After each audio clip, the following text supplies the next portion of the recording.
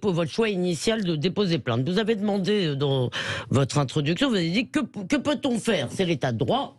Alors je précise immédiatement, vous avez parfaitement le droit de porter plainte et ça n'est pas infamant, ça n'est pas. Mais je pense que c'est politiquement une erreur. Et pourquoi? Parce qu'il y a d'autres façons de réagir. C'est ce que vous faites en ce moment.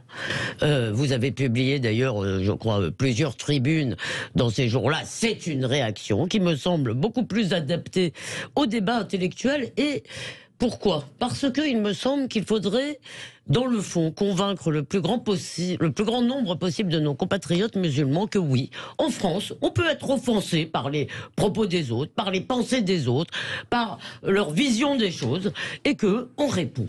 On répond pas forcément. Moi, la judiciarisation m'enquiquine, je vous le dis. Je ne pense pas que c'est aux tribunaux de régler ce genre de controverse.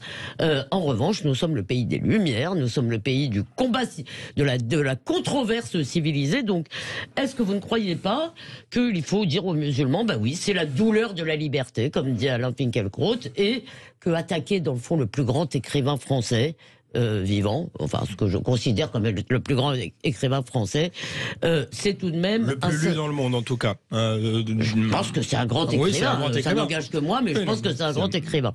Et est-ce que c'est pas un symbole fâcheux? Est-ce que c'est pas Voltaire, si vous voulez, qu'on essaye de mettre au tribunal? Alors, vous avez parlé de débat intellectuel. Moi, je crois pas qu'on soit...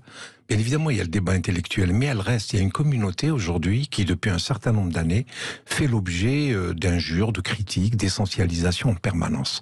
Je ne sais pas si vous en êtes consciente, mais aujourd'hui, les musulmans, en France, se considèrent comme...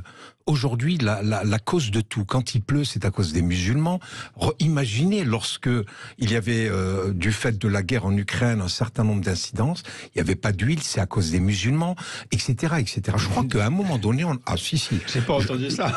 Moi non plus. Je peux vous envoyer des articles. Oui, parce que vous intéressez pas à cette question. Moi, je m'y intéresse tout le temps. Si, on s'y intéresse. Oui, ça dépend sous quel angle. Moi, je peux vous envoyer les documents, des articles des chefs d'entreprise qui l'ont dit dans les médias, tout simplement.